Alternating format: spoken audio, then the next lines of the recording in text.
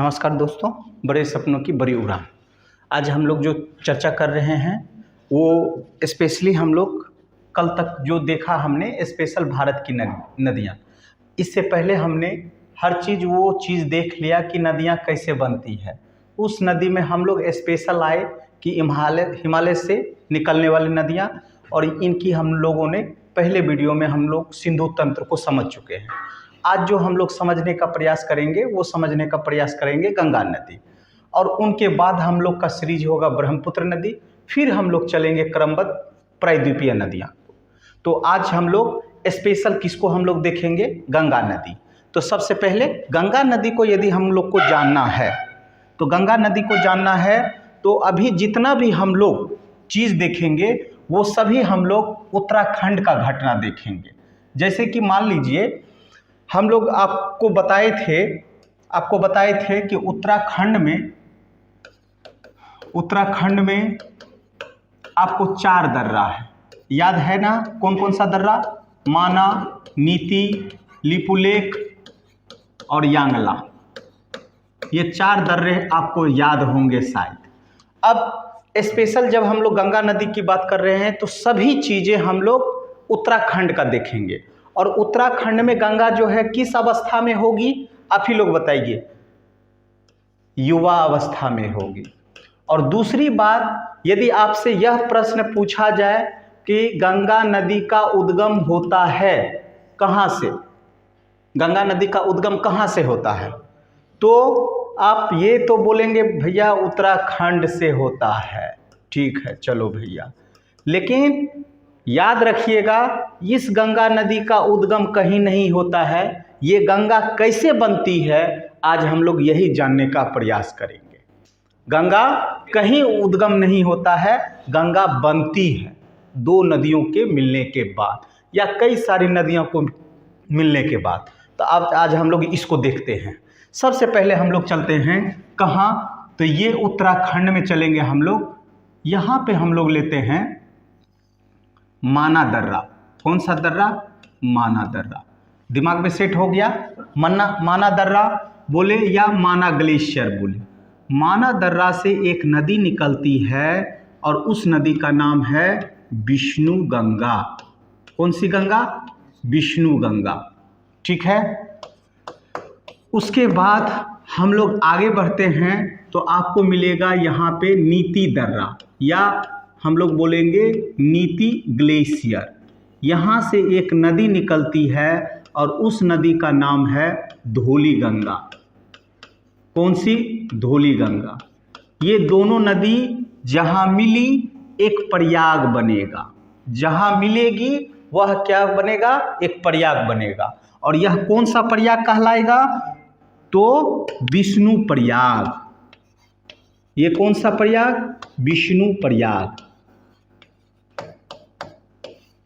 विष्णु प्रयाग। अब आपसे सवाल आ जाएगा कि विष्णु गंगा कहाँ से निकलती है, तो माना ग्लेशियर से। माना ग्लेशियर कहाँ है? तो उत्तराखंड में है। नीति दर्रा से कौन सी ग्लेशियर से कौन सा नदी निकलता है? तो धौली गंगा। ये दोनों जहाँ मिलती है तो कौन सा प्रयाग कहलाया? विष्णु प्रयाग।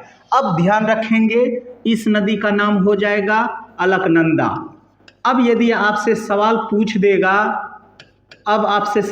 देगा कि अलकनंदा का उद्गम कहाँ से होता है, तो याद रखेंगे कि अलकनंदा का उद्गम कहीं से नहीं होता है, बट 2 नदियों के मिलने के बाद अब इस नदी का नाम क्या हो जाता है? तो अलकनंदा। दिमाग में सेट हो गया? उसके बाद हम लोग आगे बढ़ते हैं तो याद रखिएगा यहाँ पे आपको मिलेगा नंद ग्लेशियर। कौन सा ग्लेशियर? नंद ग्लेशियर। और नंद ग्लेशियर से एक नदी निकलती है और उस नदी का नाम है नंद नदी। सिंपल। नंद नदी से कौन सा? तो नंद नदी। नंद ग्लेशियर से कौन सी नदी? नंद नदी। किस में मिलेगी? अलकनंदा में। किस में मिलेगी? अलकनंदा में। अलकनंदा में मिला तो ये कौन सा प्रयाग कहलाया? नंद प्रयाग। कौन सा प्रयाग? नंद प्रयाग। ठीक है। चलिए अब हम लोग आगे बढ़ते हैं। ये अलकनंदा जा रही है, ये अलकनंदा जा रही है। यहाँ पर आपको एक नदी मिला, एक नदी मिला और उस नदी का नाम क्या है? तो लिपुलेख के क्षेत्र से ये नदी निकलती है। कहाँ से? तो लिपुलेख के क्षेत्र से, लिपुलेख ग्लेशियर से एक नदी निकलती है और उस नदी का नाम है पिंडार नदी। कौन सी नदी? पिंडार नदी। कौन सी नदी? पिंडार नदी। तो ये किस में मिली? अलकनंदा में। किस में मिली? अलकनंदा में। और ये जहाँ मिली तो एक प्रयाग बनेगा और उस प्रयाग का क्या नाम होगा? तो कर्ण प्रयाग। कौन सा प्रयाग? कर्ण प्रयाग। ठीक है, चल आगे बढ़ती है अलकनंदा। आगे जब जा रही है तो अब नीचे तरफ से एक नदी निकलेगी। याद कीजिए, यहाँ आपको कौन सा ग्लेशियर मिलेगा? यांगला ग्लेशियर। कौन सा ग्लेशियर? यांगला ग्लेशियर। और यांगला ग्लेशियर से एक नदी निकलेगी। उस नदी का क्या नाम हो जाएगा? मंदाकिनी। क्या हो जाएगा? मंदाकिनी। ठीक है, अब ये मंदाकिनी जहाँ मिली तो ये एक प्रयाग कहलाया और उस प्रयाग का नाम क्या हुआ? रुद्र प्रयाग। है ना? कौन सा प्रयाग? रुद्र प्रयाग। अब इस अलकनंदा में आगे चलते हैं हम लोग। तो यहाँ से आपको गंगोत्री ग्लेशियर है। यहाँ आपको कौन सा ग्लेशियर है? तो गंगोत्री ग्लेशियर। अब गंगोत्री ग्लेशियर से एक नदी निकलती है और उस नदी का नाम है भागीरथी नदी। कौन सी नदी? भागीरथी नदी। और भागीरथी नदी किस में जाकर के मिली? अलकनंदा में। अलकनंदा में अब ये क्या कहलाया? देव प्रयाग। क्या कहलाया? देव प्रयाग। और देव प्रयाग के बाद यही गंगा, अब इसका नाम क्या हो जाएगा? गंगा। देव प्रयाग के बाद यह नदी धरातल पे आती है, धरातल पे आती है, तब इस नदी का नाम क्या हो जाता है? गंगा।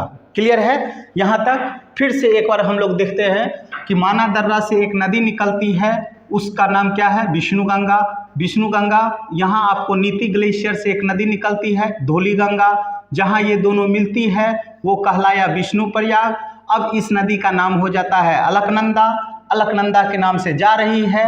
जाने के क्रम में ऊपर से एक नंद ग्लेशियर से नंद नदी आती है जो बनाया नंद प्रयाग। वहीं लिपुलेख के ग्लेशियर से एक नदी निकलती है, पिंडार नदी। पिंडार नदी जो बनाया आपको कौन सा प्रयाग? कर्ण प्रयाग। उसके बाद हम लोग यांगला के क्षेत्र से एक नदी निकलती है, उस नदी का नाम है मंदाकिनी नदी। ठीक है, ये मंदाकिनी हीरोइन भी थी, आपको याद होगा। ठीक है, राम तेरी गंगा मैली। गंगा जहाँ से निकलती है और गंगा जहाँ से गिरती है, वही राज कपूर के फिल्म में एक थॉट था जो इस फिल्म के माध्यम से दर्शाया गया था। चलिए, खैर अभी इस बात को हम लोग चर्चा नहीं करेंगे। अब अभी हम लोग देखते हैं यहाँ मंदाकिनी। मंदाकिनी जहाँ मिली अलकनंदा में कौन सा प्रयाग बना? रुद्र प्रयाग।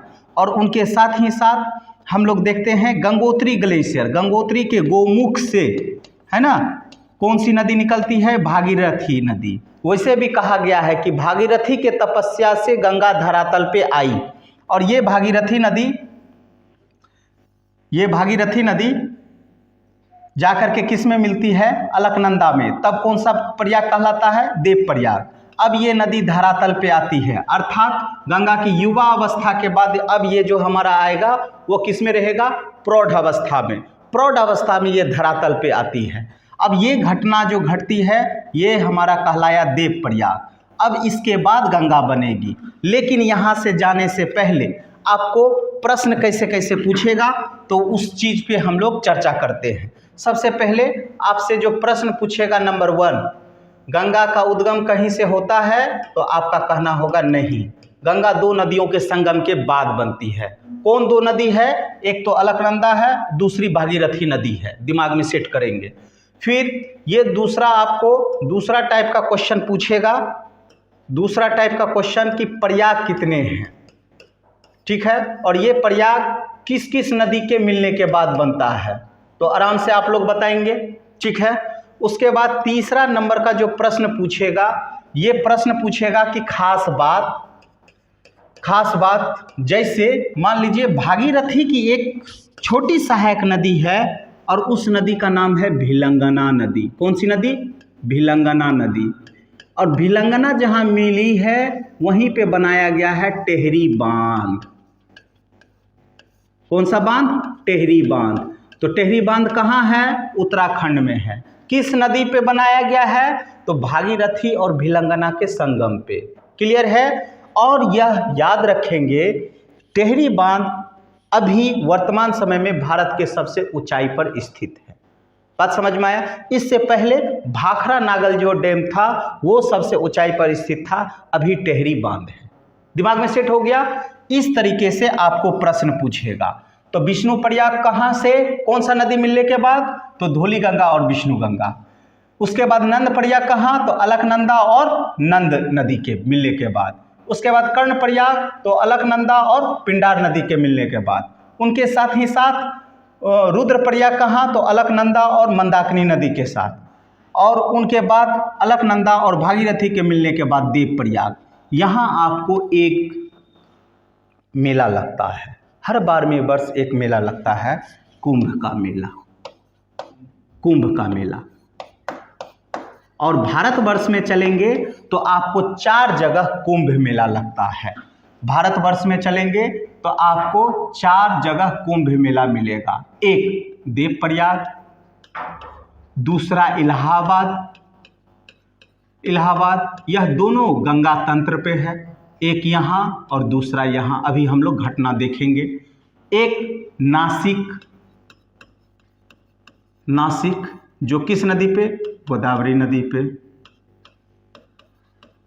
और तीसरा उज्जैन शहर, और ये किस नदी पे? क्षिप्रा नदी पे।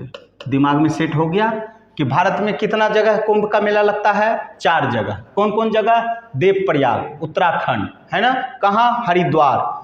दूसरा कहाँ? इलाहाबाद। तीसरा कहाँ? नासिक गोदावरी के नदी के किनारे। और उज्जैन किस नदी के किनारे? क्षिप्रा नदी के किनारे।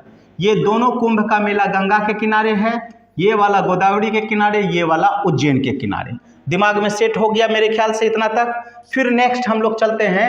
तो याद रखेंगे, यहां आपको मिलेगा बद्रीनाथ। क्या मिलेगा? बद्रीनाथ मंदिर है, ठीक है, जो आदि शंकराचार्य द्वारा एक मठ भी है, ठीक है ना। और यहीं पे आपको मिलेगा जोशी मठ। यहीं पे आपको क्या मिलेगा? जोशी मठ। ये एक बार आपसे प्रश्न पूछा था। अब ये बद्रीनाथ जो है, अब दिमाग, ये जोशी मठ है ना, यहाँ पे लिखा हुआ जोशी मठ। 1 2 3 और 4, ये आदि शंकराचार्य द्वारा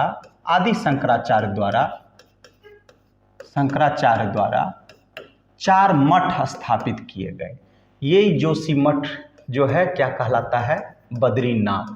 और याद रखेंगे, ये सभी जो है कहीं ना कहीं राम के अवतार या कृष्ण के अवतार हैं। ये बद्रीनाथ में किसकी पूजा होती है? तो विष्णु की। बद्रीनाथ में किसकी पूजा होती है? तो विष्णु की। एक बार केबीसी के प्रश्न में पूछा गया था और 25 लाख का प्रश्न था कि बद्रीनाथ में किस भगवान की पूजा होती है। तो दिमाग में सेट रखेंगे, विष्णु की। आदि शंकराचार्य द्वारा भारत में 4 मठ स्थापना किया गया, उत्तर, दक्षिण, पूरब और पश्चिम। उत्तर में बद्रीनाथ, दक्षिण में श्रृंगेरी। दक्षिण में कौन सा? श्रृंगेरी। पूरब में कौन सा? पुरी। पूरब में कौन सा? पुरी। और पश्चिम में कौन सा? द्वारका। यहाँ पे कृष्ण जी का पूजा, यहाँ पे कृष्ण जी का पूजा, और यहाँ पे भी कृष्ण जी का पूजा सुभद्रा, बलभद्र, इनके माध्यम से।